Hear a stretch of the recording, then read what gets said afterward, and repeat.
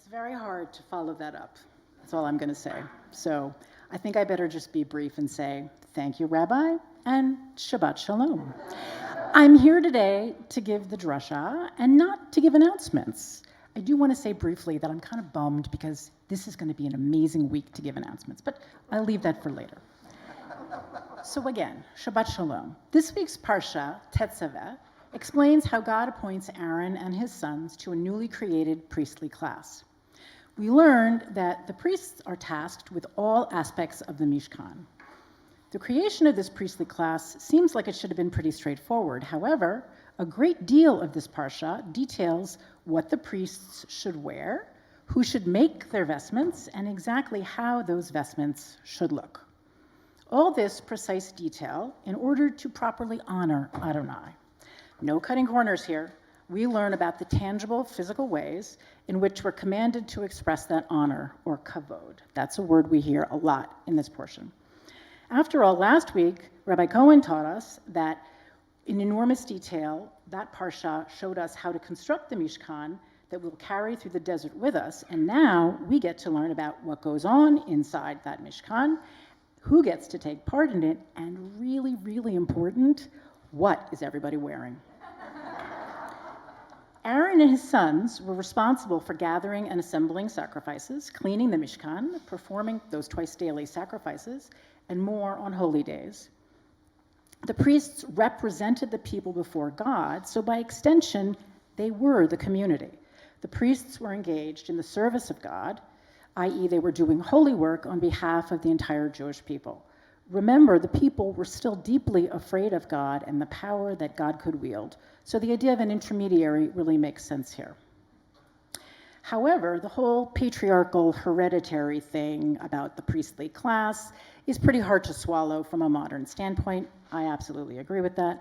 One explanation, however, that I like about it is that by using heredity, it served as a guarantee that a portion of the Jewish people would always and forever be engaged in this service to God, and by extension, to the community.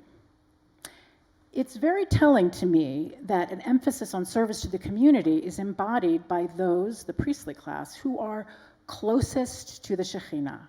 If these important people are compelled to service, surely everyone else is also. You know where I'm going with this, I bet, but I'm gonna go there anyway. Of course, as president, I think a lot about service to the community. Now, unlike during priestly times, there are so many varied ways to serve your community. The rigid hierarchy of the past no longer exists.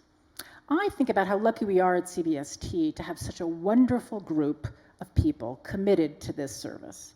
I'm referring to the willing and dedicated volunteers, people who give their time to the shul, serving on committees and teams and task forces, serving on the board of directors, all of those who help our community to live up to our values and help CBST to be all that it can be to our members, the wider community, and our world. Without our volunteers, CBST would be a shadow of what it is today.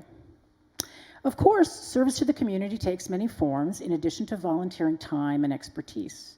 Financial support, professional support, and just plain showing up, like all of you tonight, are valuable forms of service also. There is always more to do. There is always more to give. And we are grateful to all of you here in the sanctuary and out there in Zoom land for your service to this community, whatever that might look like. So now I'm going to go back to the Parsha, back to the priests. So we know that the priests, who are the Kohanim, we know who they are and we know what they do. Now it's time to go back to that really important question, what are they wearing? God commands the people, Asita bigdei kodesh Aharon la'achicha, make holy vestments for your brother Aharon, l'kavod u'letiferet, for dignity and adornment. It's not lost on me that I am addressing the LGBTQS plus synagogue tonight, and I'm talking about a parsha that centers around clothing and specifically adornment. There is pasuk after pasuk after pasuk describing each item of clothing and jewelry in intricate detail, instructing what material is to be used, only the finest linen and the purest wool, exactly which colors, how to decorate each piece, how to embellish it with carved jewels and gold, and even bells and elaborate embroidery. I think of the garments as a work of art, a beautiful and visible way, not to mention a holy way, to honor God and to help the priest assume or get into character for his holy responsibility. We LGBTQ folks know a lot about costume and self-presentation. We know that those two things can transform a person and the perceptions of those around them. How many of us have experienced an impact from our clothing, either to ourselves or to the way people see us? It may seem superficial, but it can send a clear message of kavod as well.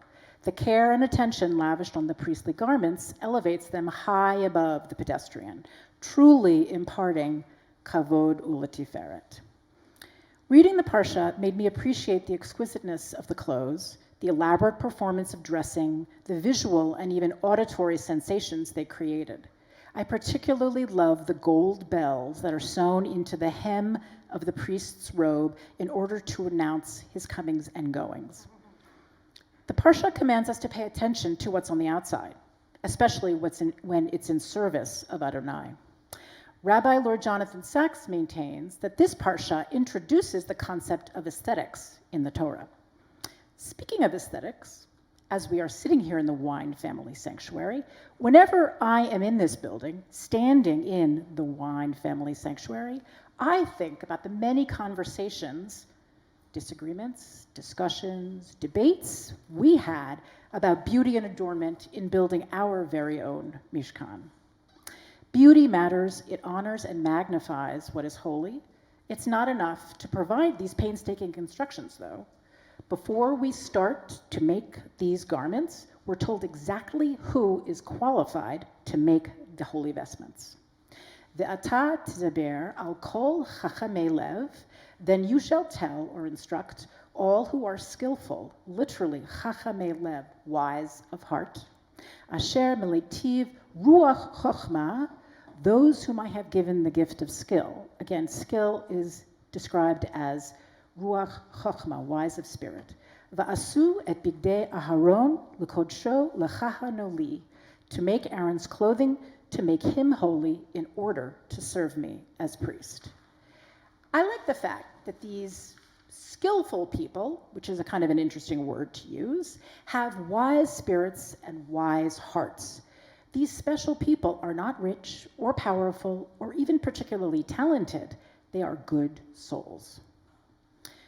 Obviously, we don't literally practice Judaism this way anymore. What remains, however, is the idea of creating a special holy place, a mishkan, wherever that may be, that is devoted to honoring Hashem. And the difference is that now we are all priests. So we are each responsible for doing our part to live Jewishly, to honor God, to serve the community, and maintain the ancient traditions that have brought us to today. Today, each of us has our own relationship with God, which rests in our control. We no longer need to rely on a priestly class. So while we appreciate the democratization this represents, it also shifts the burden/responsibility to each of us individually. How do each of us steward and tend to this relationship, and how does it grow or wither over time? Never mind the pressure it puts on us to dress for shul. In honor, I will have to say, in honor of my mother of blessed memory, I'm wearing a dress. I got my hair done. I'm wearing jewelry, most of which I inherited from her, and I'm wearing makeup because my mother was of a generation where what you wore to shul was very, very important. It was important because you had to honor God, and honoring God meant getting dressed up and looking your best. How fitting, yes, I really just said that, how fitting, that this is the Parsha for our Anniversary Shabbat. 49 years ago, a smattering of gay Jews in New York gathered to offer kavod to Adonai in their own version of a Mishkan, wearing their own version of priestly robes.